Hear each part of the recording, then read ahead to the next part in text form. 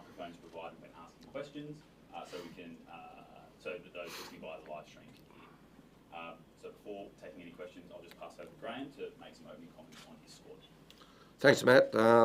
Great to see you all. And it's been a bit of a tough couple of weeks, obviously, getting the squad together at a tricky time of the season for everybody right around the world. But I truly believe that I've selected a fantastic squad, a strong squad, a great mixture of experienced players, but also inexperienced players that will bring a lot of energy into the camp.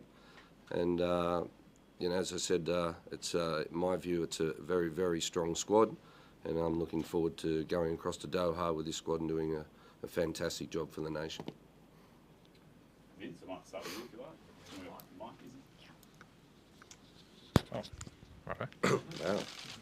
Wow. Only fairly different circumstances, you'd say, to the last time you selected Bruno Fornaroli for a Socceroos squad. It's funny how things can change. Like, was he just too good at the start of the season to leave him out? Yeah, look, I think, again, the most important thing with the Socceroos is form.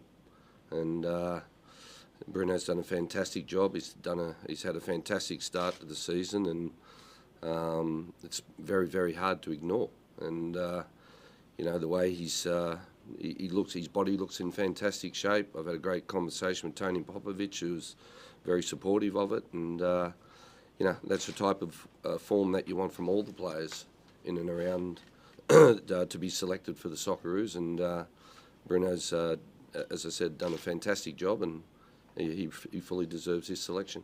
Does he offer you something different in terms of the strikers that you've got as well? It seems like different type of profile to the others that have usually played for the Socceroos last few years. Yeah, look, he's definitely gives you something different. And, the 4 9s that I've picked there that you can see, that 2 younger ones to learn off the older ones, it is a concern, that position on the pitch long term, because of the age of some of the players, and having Mitchell Duke and Bruno there with Sini Yengi and John Iredale that can play not only as a number 9 but also a 10 and a 7. It gives us more variety in the front line as well. And Bruno's, with that type of experience, he can be great for the younger ones, but he does give us something different. Arnie, Gethin Jones, can you tell us about you've made a habit of being able to recruit guys to the cause, put another one down. Yeah. Can you tell us how you got that one done? Yeah, look, he's one we've had our eye on for the last couple of years. He wasn't hard to convince, but it takes its time to get through the FIFA regulations to get him to change his registration. He probably would have been in last camp, but that didn't come through in time. I went and watched him when I was in the UK. Very impressive. Obviously, with a Ryan strain injury, it gave us that opportunity. Again, that's a position that at right fullback that been building depth and strength in. With obviously taking 3 right backs, you see there with Nathaniel Lewis Miller as well as Gethin. That Nathaniel's only just come back from injury, and he's played 2 lots of 90 minutes. I do expect him to play probably another 2 or 3 games before we get into camp. But Gethin is one that was, he was born in Perth. He lived there till he was 9 years of age before he headed back to the UK. And he's always wanted to play for Australia. He has played for Wales at junior level. And as I said, when I went and watched him at Bolton Wanderers, I was very impressed with him. He's had the privilege of playing with Harry Sutter before. So it's a great addition to the squad. There'll be some people look at this list and see Alex Robertson flying with Portsmouth, Alessandro Ciccati eyeing promotion to the top flight in Italy with Parma. I know this is a congested year for you with the Olympic qualifiers on the horizon, Olympics down the track. Are those guys? Have you been given guarantees that you'll be able to get those guys later in the year when you need them? Well, it gives us a better chance, and I had great conversations with them, and I've got to be honest, it's we've got depth in those positions, and what's better for the kids at the age of 20, coming away in a tournament situation, maybe getting a couple of minutes here and there, or staying with their clubs at this age and playing eight competition games and enhancing their future, and we'll get rewarded in 6 months' time. Arnie, you said the experimentation phase was over a couple of weeks ago, but there's a few guys in there we haven't seen for the Socceroos. So, do you have enough time with them to get them ready for that game against India? Like John Iredale and Gethin Jones. Yeah, Yazbek. Yeah, Yazbek's been in camp with us for the England camp. So that selection, again, it was in Norway. There's no competition at the moment. He's in his off season, so that was easier to bring him in. But there are no risks. I've always taken risks anyway, but, Gethin Jones is not a young talent. He's a 27, 28-year-old. He's been around for a long time. He knows the type of role, and we've been watching him for that long. And John Iredale is someone I had in camp right at the very first start of my reign in Turkey. He's one that I've admired for a long time because he's got that strength and that skill, and he's starting to do well in the Bundesliga too. And as I've said, and I said this before, I've obviously got one eye on the Asian Cup, but I've got two eyes on the World Cup and qualifying directly. And, I think you can see by this squad, when I first took over in 2018, I didn't have anywhere near this depth. And part of my job when I first took over was with the Olympic team in building that depth. And with a certain amount of players out, injured and unavailable, we've still got a very, very, very strong squad, and one I'm very happy with.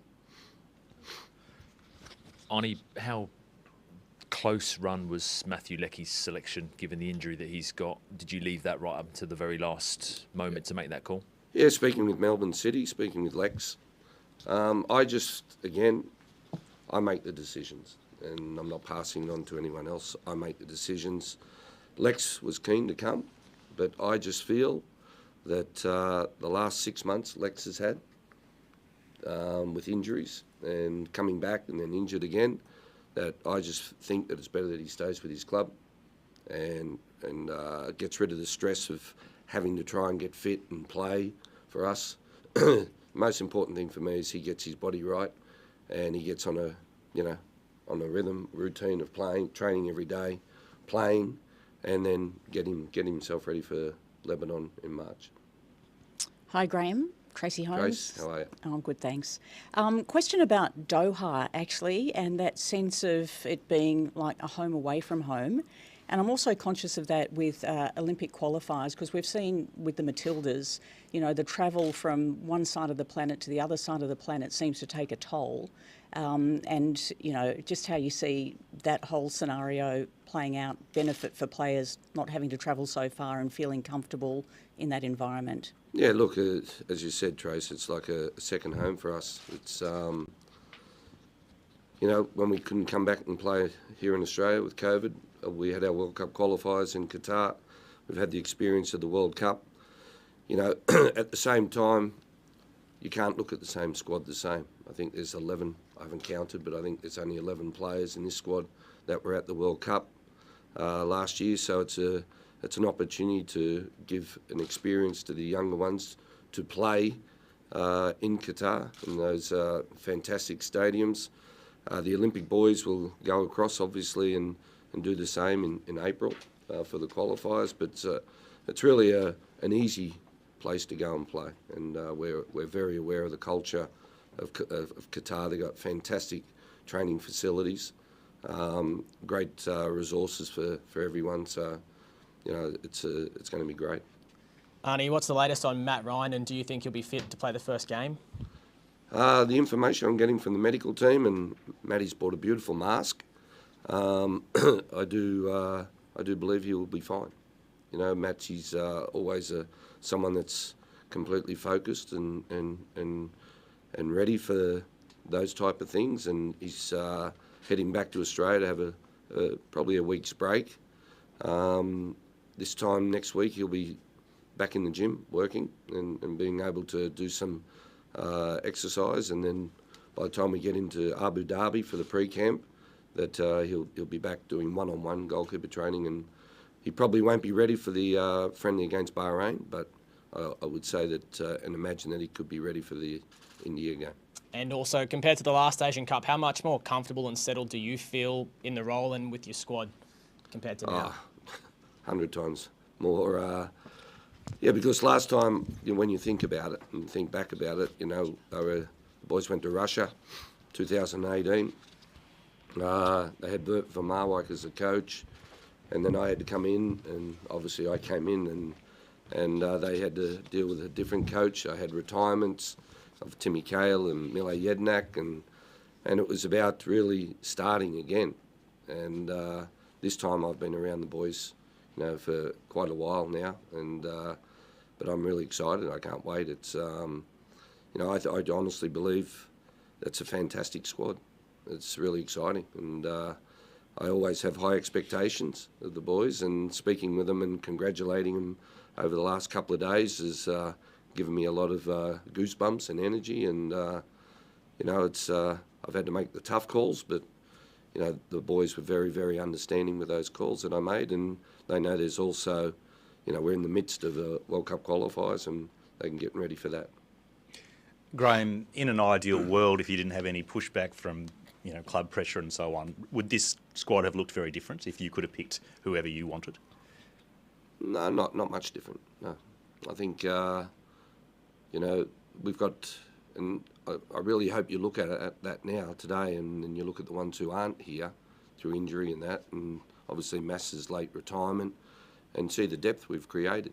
And that's been I had to do that through World Cup qualifiers last campaign, and we're getting rewarded today, because I really think when you look at that squad, there's a lot of players that I haven't selected that could have easily been here that you probably would have asked the same question about. So, I'm really happy with it.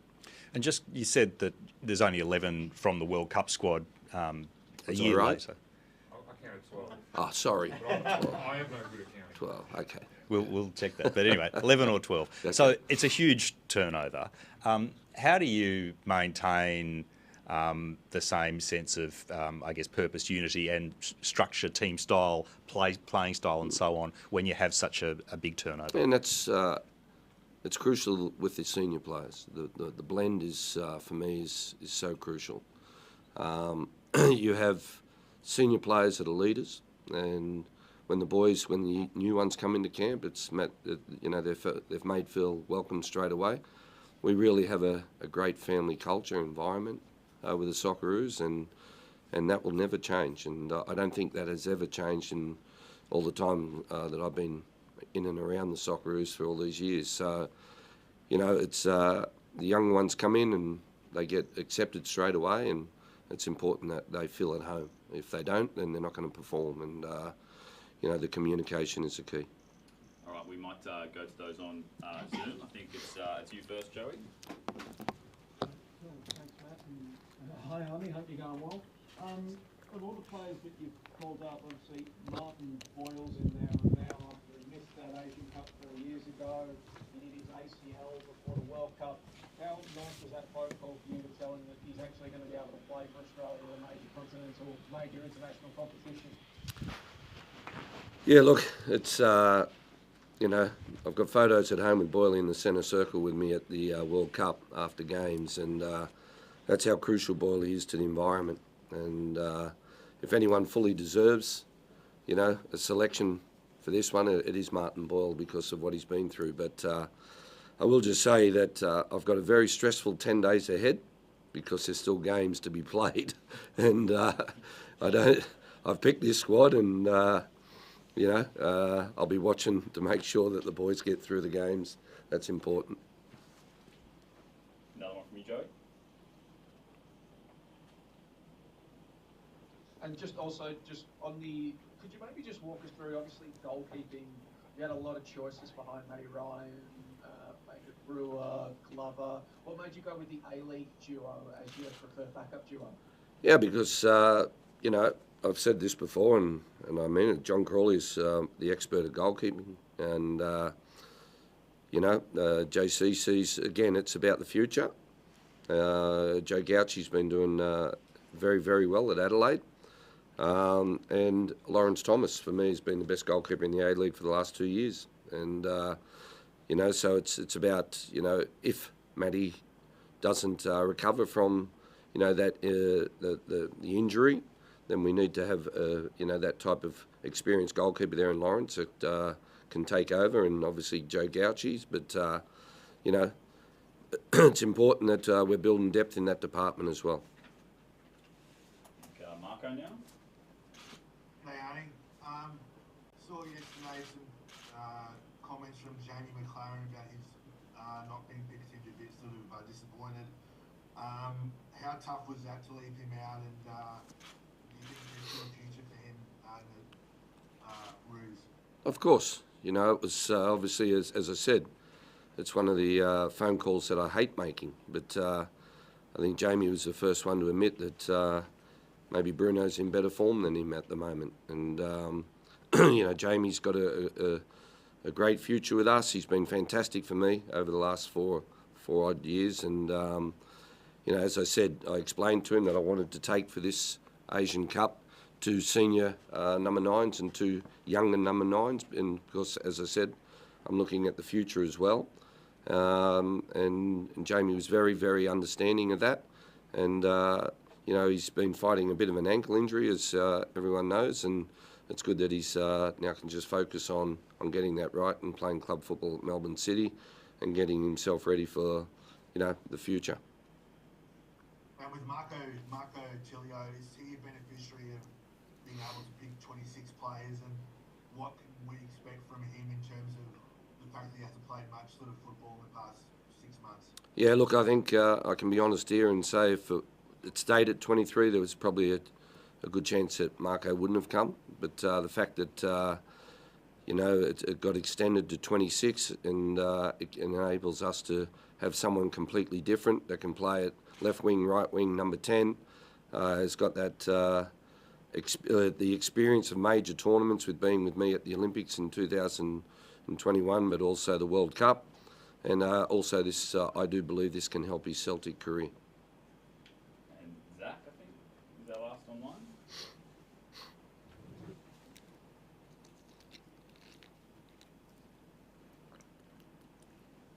Zach, are you there? No. No, we might go back to the floor. George, you have a follow-up question?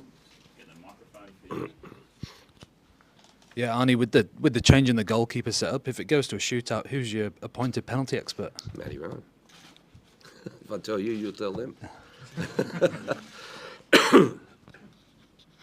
Arnie, you touched on Marco Tilio there and the game time that he hasn't had this season. Is that a concern with Harry Sutar as well, given, you know, how reliable he is for the Socceroos and has been in the past, but he really hasn't had that many minutes for Leicester this season? Bringing him straight in where he's probably going to be starting games, is that a slight concern for you? Yeah. Look, you know, with Harry brings us something different. And I know how hard Harry works at his club and everything. And, you know, okay, we say he hasn't played much at Clubland, and you're right. But he played 2 games, 2 90-minute games with us only 3 weeks ago, and was probably our best player in both games. So, you know, that's what Harry brings. But Tilio is, as I said, I've looked at how also we can help that Olympic campaign and conversation with Brendan Rodgers. And, you know, at the end of the day, you know, Tils hasn't played much at Celtic, but we know what he can do. And as I said, he can bring that bit of difference as an impact player as well, and be with us and get that smile back on his face and get him ready, obviously, for Celtic, but also available, the availability and fresher and fitter for the Olympic campaign as well. Arnie, how excited are you with the emergence of, you know, Kuzini Yangi and Sammy Silvera and these guys up front? Because goal scorers is something we maybe haven't been the strongest at. Yeah, and that's why I'm searching. That's why I'm looking. You know, it's it's no secret when you look at that squad and that we've got some older players up front that might not make 2026. And, you know, Sam Silvera, he went away when he left the Mariners. He hit the ground running at Middlesbrough, and he's had a little bit of I had a chat to him about it in Q8, a little bit of down period now, and because it really hits you hard with that amount of football they play over there compared to here. And, you know, he played in the cup game the other night, great assist, and he brings us something very different. And, you know, Yangi's doing fantastic. I was impressed with him, very impressed with him the last camp. not only just as a footballer, as a human being as well, and a great person, and he fit into the culture extremely well. And I think that having those type of kids in and around Bruno Fornaroli, and I spoke to Bruno about that yesterday, about leading these younger ones and showing them the way, and helping them with their careers is important. Any more comments or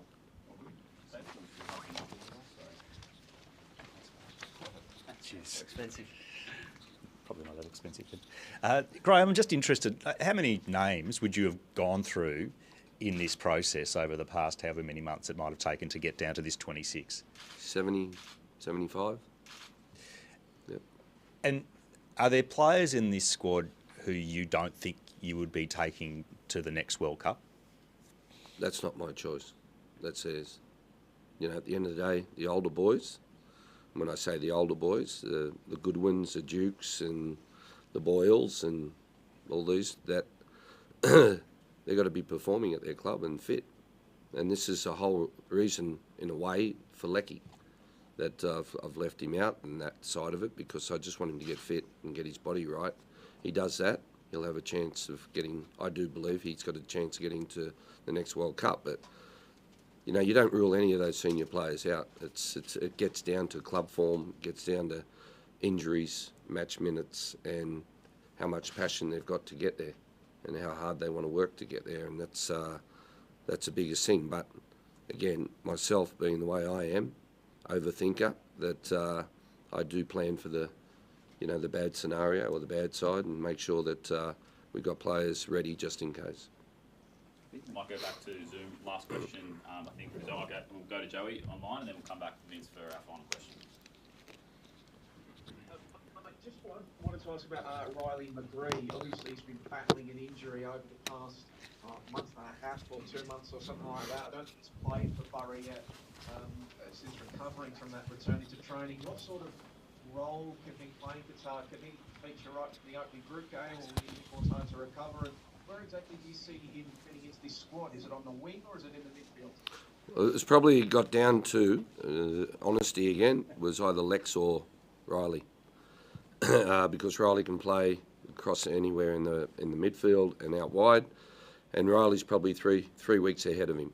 And I know it's a bit of a risk, but Riley's back full training. He'll be available for selection probably this weekend.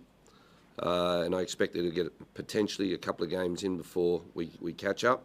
Otherwise, he'll be available definitely for the Bahrain game and beyond. And as I said, it was really at the end it got down to either him or Lex, and I've obviously chosen Riley.